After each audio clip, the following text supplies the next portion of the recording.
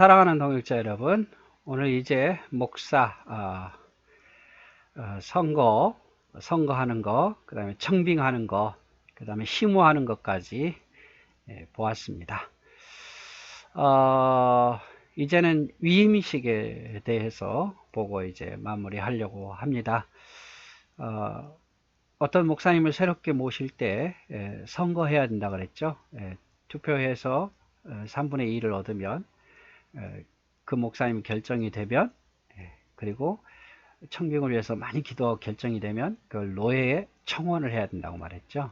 그래서 노예에서 그 목사님에게, 해당 노예면 그 목사님에게, 다른 노예면 서기가 그 노예에 통해서 그 목사님에게 이렇게 서로 서류를 보고 얼마 줄 건가 뭐 할까 보고 딱 맞으면 이제 교회에 이제 와서 목사님은 노예를 옮겨서 그 교회에 해당된 노예를 옮겨서 심우하면 된다.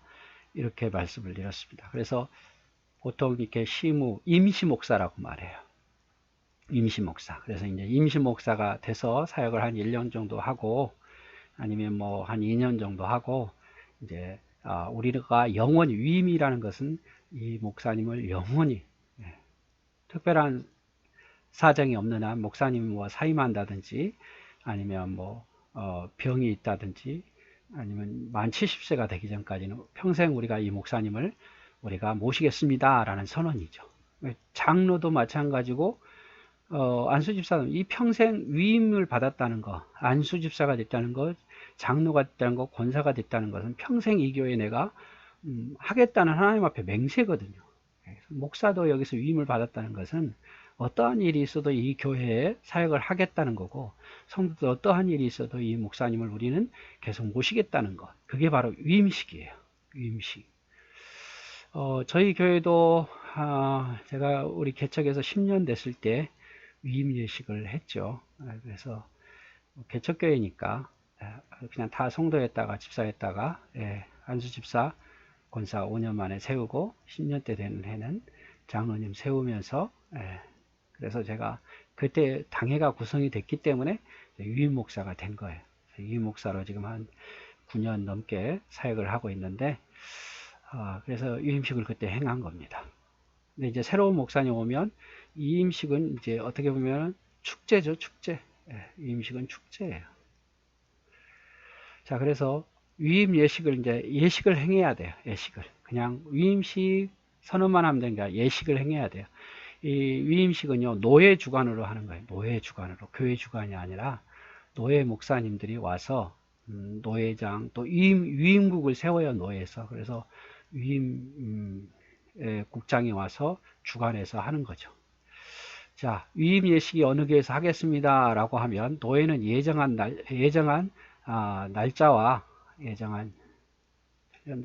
예정한 날짜와 장소에서 노예 전체로나 혹은 위원으로 예식을 다음과 같이 진행한다. 그래서 노예 목사님들 다 올 수 없으니까 이제 몇 분이 이제 오는 거죠. 7분 순서 맡은 분이 노예에서 와요.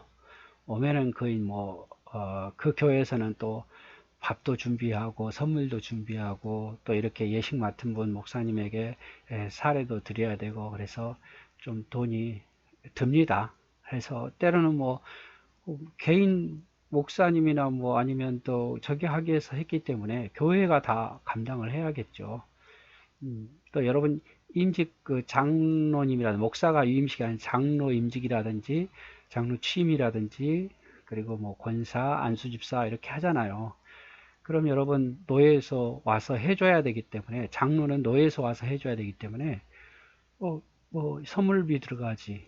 그 다음에 뭐 그 오신 분들 이렇게 그 교통비 드려야지. 이러면 돈이 들죠. 그러다 보니까 그 돈을 개인을 위해서 세운 건데 목사야 교회 대표지만 저는 개인을 위해 세우는데 모든 경비를 교회에서 하는 게 아니라 그때는 이제 그 임직받는 분들이 이렇게 취임받는 분들이 돈을 이렇게 모아서 그걸 감당하죠. 그래서 뭐 과하게 뭐 그분들에게 돈을 요청한 게 아니라 그 정도는 이렇게 돈을 모아서 모든 경비를 돈을 모아서 n분의 1로 하든지 뭐 장로는 좀 더 내든지 이렇게 하고 그다음에 또 감사헌금도 해야 될 거 아니에요, 교회에. 그래서 뭐 감사한금도 하기 위해서 예를 들어서 그 모든 밥 먹고 선물하고 뭐 목사님 교통비 드리고 해서 한 뭐 300 든다. 그러면 한 500 정도 만들어서 그 300원 쓰고 나머지는 이제 교회에 어떤 무언가를 사 놓는다든지 아니면 헌금한다든지 또 담임 목사가 또 수고했으니까 담임 목사에 뭐 예를 들어서 가운을 준다든지 이런 데 쓰는 거예요. 그래서 그거 꼭 나쁘게만 보지 마시고 어느 교회나 결혼식 하면 본인들이 경비하고 그러잖아요. 그렇게 보시면 될 것 같아요. 근데 아무튼 목사 위임 예식을 행하는 데 있어서 노예는 예정한 날짜와 장소에서 한다. 그리고 노예에 정해진 위원들이 와서 한다. 노예가 주관하는 거지 교회가 주관하는 건 아니에요. 그래서 목사의 서약, 그래서 이렇게 묻는 거죠. 예식 때 귀하가 청빙서를 받을 때 원하던 대로 이 지교의 목사 직무를 담임하기로 작정하였느냐? 목사에게 묻는 거죠. 당신은 이 교회에 담임하기로 마음을 굳게 먹었습니까? 확인하는 거죠. 그럼 네라고 목사가 위임 받은 목사가 대답해야 되고, 이 직무를 받는 것은 진실로 하나님께 영광을 돌리며 교회 유익하게 하고자 함이 본심으로 작정하나 교회를 유익하게 하겠느냐 이 말이죠.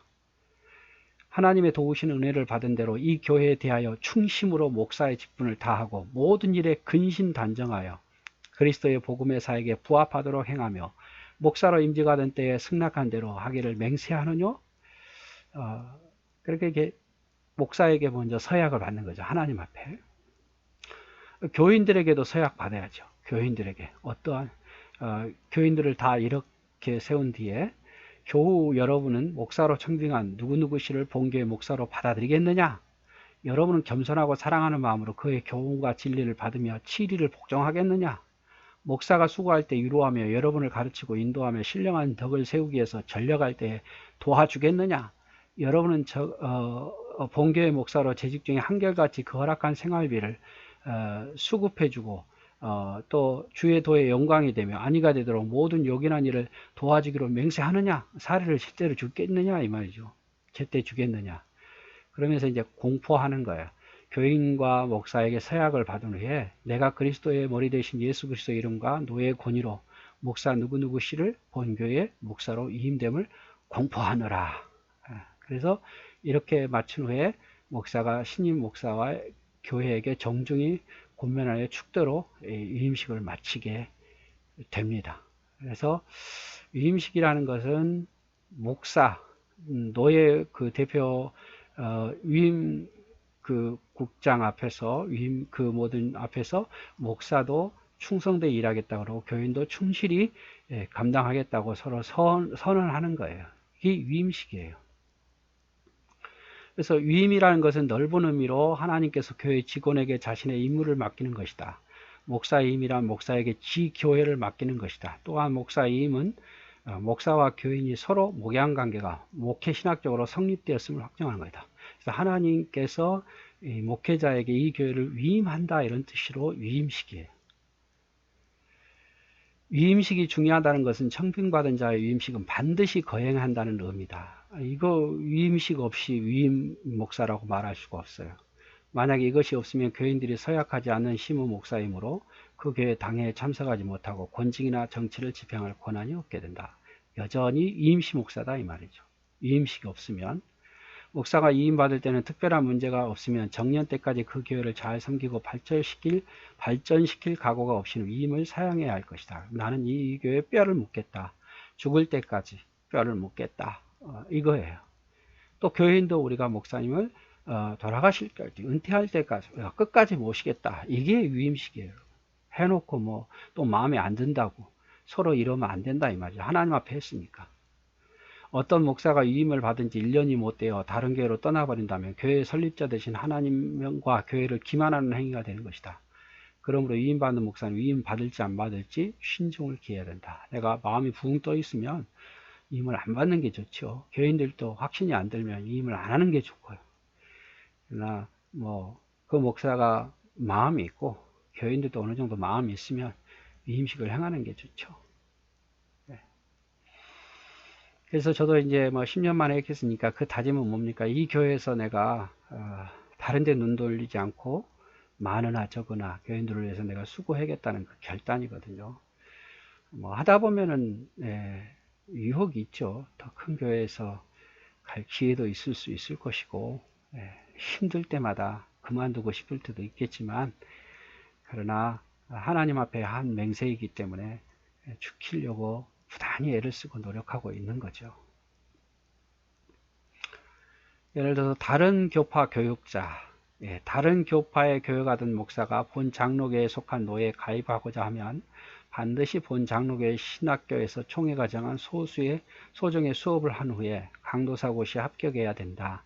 한국 외의 다른 지방에서도 임직한 장로파 목사도 이와 같이 취급한다. 무슨 말이냐? 앞에서도 우리가 잠깐 이야기했습니다만 다른 교파에 속했던 목사가 있다. 그러면 청빙을 받았다. 그러면 어떻게 해요? 다른 교파. 예를 들어서 대한역수 장로회 합동적 총신이 아닌 예를 들어서 통합적인 장신을 나왔다. 그러면 어떻게 해야 되는가? 그분이 다른 교단에 청빙을 받으면 청빙은 할 수 있어요. 들어올 수 있어요. 그러나 그 목사님은 총신대학원에서 1년 더 공부해야 되고 그 다음에 강도사 시험을 봐야 돼요. 하고 합격해야 돼요. 그러면 이제 목사 안수는 안 해도 뭐라면 위임 목사가 될 수 있는 거죠. 그래서 다른 교단에서 오실 경우는 반드시 1년간 수업을 해야 되고 강도사고시를 다시 여기서 봐야 된다는 거죠. 왜 그러느냐? 오늘날 우후죽순같이 일어난 각종 무인가 신학교의 무자격 목사를 대량으로 생산하여 교계의 혼란과 무자격 목사들의 부끄러운 행실로 인해서 사대의 지탄을 이야기하고 것을 방지하고자 목사 될 자는 총신대학교 신대원을 졸업하고 학식이 우수하며 행실이 선량하고 신앙이 전실하며 교수에 능한 자가 돼야 된다 라는 것을 보완하기 위해서 다른 교단에 있어서 좀 생각이 다를 수도 있거든요. 교리가 우리 교단으로 들어오려면 1년을 수학하고 강도사고시를 보면 똑같이 이제 노예회원이 되는 거죠. 그리고 이제 교회 청빙을 받을 수도 있는 거고. 그래서 이제 오늘 마무리 하는데요. 여러분 잠깐 또 다시 보면 아주 중요한 부분, 목사를 먼저 청빙하려면 선거를 해야 된다고 말했어요. 선거. 그래서 선거하기 전에 청빙위원회를 만들어서 받은 서류 중에 그분을 잘 살펴서 그리고 청빙위원회가 이분을 딱 추천하면 공동회를 열어서 3분의 2 이상 얻으면 그분이 청빙이 되는 거죠. 청빙이 되면 이제 그 청빙을 어떻게 한다고 그랬어요? 노예에다가 이렇게 보낸다 그랬죠. 그 보낸 서류는 우리가 사례를 얼마나 주겠다 이런 거, 그리고 사택 문제를 어떻게 하겠다, 그리고 누구를 하겠다 이런 것들을, 그리고 거기 날인한 거, 그 공동에서 이뤘던 모든 얘기들을 그 순서들을, 그 내용들을 첨부해서 노예에 보고하면 그 노예가 이제 그 목사에게 이렇게 주지요. 이렇게 하겠다 하더라. 교회하고 그 목사하고 바로 연결되는 게 아니라 노예를 통해서 그 목사님에게 이제 주면 그 목사님이 청빙을 승낙할지 안 할지, 그걸 접수를 받으면 승낙한 거고, 승낙하지 않은, 접수를 안 받으면 승낙이 안 돼서 그냥 깨지는 거고요. 그래서 그 접수 받는 분은 신중하게 받아야겠죠. 이 정도 사례면 되겠다 싶어서 하면 하고, 또 그 자기가 목회할 환경이 되는지도 좀 보고, 나는 그와 상관없다, 나는 무조건 목숨 걸고 가겠다 하면, 승낙하면 이제 가야 되는 거죠. 가야 되는 거예요. 그래서 이제 와서 이제 시무를 하죠. 와서 이제 시무를 하게 되는데, 이제 임시 목사가 되는 거죠.